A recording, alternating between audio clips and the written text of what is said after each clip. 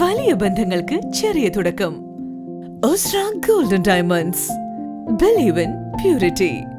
Perinthalmanna road, Pattambi. മാനസികാരോഗ്യത്തിന്റെ പ്രാധാന്യത്തെക്കുറിച്ചുള്ള ചർച്ചകൾ കേരളീയ സമൂഹത്തിൽ സജീവമാക്കുന്നതിനായി തിരുവനന്തപുരം മുതൽ കാസർഗോഡ് വരെ കാൽനടയാത്ര നടത്തി ശ്രദ്ധേയനാവുകയാണ് താമരശ്ശേരി സ്വദേശി ആന്റണി ജോയ്. മെയ് 7-ന് 1000-ലധികം കിലോമീറ്ററുകൾ സഞ്ചരിച്ച് യാത്ര കാസർഗോഡ് അവസാനിക്കുമെന്ന് പെരിന്തൽമണ്ണയിലെത്തിയ ആന്റണി ജോയ് നില 24 ലൈവിനോട് പറഞ്ഞു. മാനസികാരോഗ്യത്തിന്റെ പ്രാധാന്യത്തെക്കുറിച്ച് കേരളീയ സമൂഹത്തിൽ ചർച്ച നടക്കാത്തതാണ് പല പ്രശ്നങ്ങൾക്കും കാരണമെന്നാണ് പൊതുവെയുള്ള വിലയിരുത്തൽ. പെട്ടെന്നുണ്ടാവുന്ന വികാര വിക്ഷോഭത്താൽ ചിലർ അക്രമങ്ങളിലേക്ക് തിരിയുന്നതിനും ആത്മഹത്യകൾ കൂടുന്നതിനും കാരണം ഇതാണെന്നാണ് പുതിയ കണ്ടെത്തൽ. ഇത് പരിഹരിക്കാൻ യോഗ്യരായ വ്യക്തികളെ സമീപിച്ച് കൃത്യമായ പ്രതിവിധികൾ സ്വീകരിക്കാൻ മടി കാണിക്കേണ്ടതില്ല എന്ന സന്ദേശവുമായാണ് കോഴിക്കോട് ജില്ലയിലെ താമരശ്ശേരി സ്വദേശിയായ ആന്റണി ജോയ് തിരുവനന്തപുരം മുതൽ കാസർഗോഡ് വരെ കാൽനട സന്ദേശ പ്രചരണ യാത്ര നടത്തുന്നത്. കേരളത്തിലെ 14 ജില്ലകളിലൂടെ കടന്നു പോകുന്ന യാത്ര മാർച്ച് 26-ന് തിരുവനന്തപുരം കഴക്കൂട്ടത്ത് വെച്ച് ഗോപിനാഥ് മുതുകാടാണ് ഫ്ളാഗ് ഓഫ് ചെയ്തത്. 22 ദിവസം കൊണ്ട് 508 കിലോമീറ്റർ സഞ്ചരിച്ചാണ് ആന്റണി ജോയ് പെരിന്തൽമണ്ണയിലെത്തിയത്. മാനസികാരോഗ്യം സംരക്ഷിക്കപ്പെടേണ്ടത് പ്രധാനമാണെന്നും യാതൊരു സ്പോൺസർഷിപ്പും ഇല്ലാതെയാണ് താൻ യാത്ര നടത്തുന്നതെന്നും മലപ്പുറം ജില്ലയിലൂടെ യാത്ര തുടർന്ന അദ്ദേഹം നില 24 ലൈവിനോട് പറഞ്ഞു. കേരളത്തിൽ തിരുവനന്തപുരം മുതൽ കാസർഗോഡ് വരെ 14 ജില്ലകളിലൂടെയും കടന്നു പോകുന്ന രീതിയിൽ ഒരു മാനസികാരോഗ്യ പ്രചരണ യാത്ര 1000 കിലോമീറ്റർ ഡയറക്റ്റ് തീരദേശം വഴി പോയി കഴിഞ്ഞാൽ 1000 കിലോമീറ്റർ ഇല്ല. അപ്പോൾ ജില്ലകൾ മിസ്സാവും. അതുകൊണ്ട് എല്ലാ ജില്ലകളിലൂടെയും കയറി ഇറങ്ങുന്ന രീതിയിലാണ് നമ്മൾ 1000 കിലോമീറ്റർ. എന്തിനു വേണ്ടി നടക്കുന്നു എന്ന് വെച്ച് കഴിഞ്ഞാൽ ഈ മാനസികാരോഗ്യം എന്ന ടോപ്പിക് അത്രത്തോളം പ്രാധാന്യമുള്ളതാണ് എന്നൊരു ബോധ്യം മറ്റുള്ളവരിലേക്ക് എത്തിക്കുക. അതുകൊണ്ടാണ് ഇത്രയും റിസ്ക് എടുക്കുന്നത്. അതായത് തിരുവനന്തപുരത്ത് നിന്ന് മാർച്ച് 26-ന് Shri Gopinath Muthukad sir flag off ചെയ്തത് മുതൽ ഇന്ന് വരെ ഏകദേശം 510 കിലോമീറ്റർ കടന്നിട്ടാണ് ഇപ്പോൾ പെരിന്തൽമണ്ണയിൽ എത്തിയിട്ടുള്ളത്.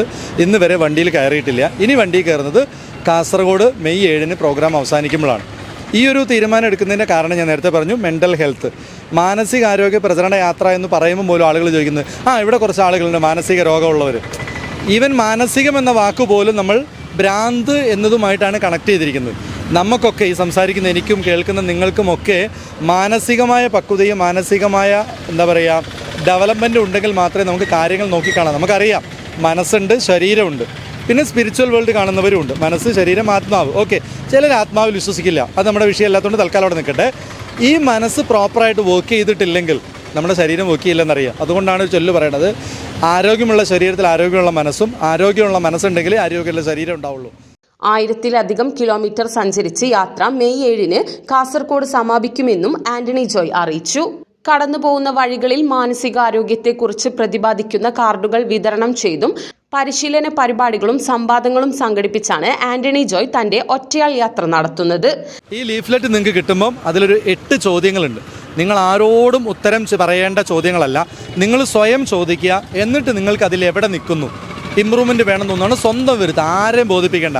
നമ്മൾ ബോധിപ്പിക്കാൻ വേണ്ടി കാര്യങ്ങൾ പറയുമ്പോൾ നമ്മൾ കുറച്ചൊക്കെ പോളിഷ്ഡ് ആയിട്ട് പറയാനുള്ള സാധ്യതയുണ്ട്.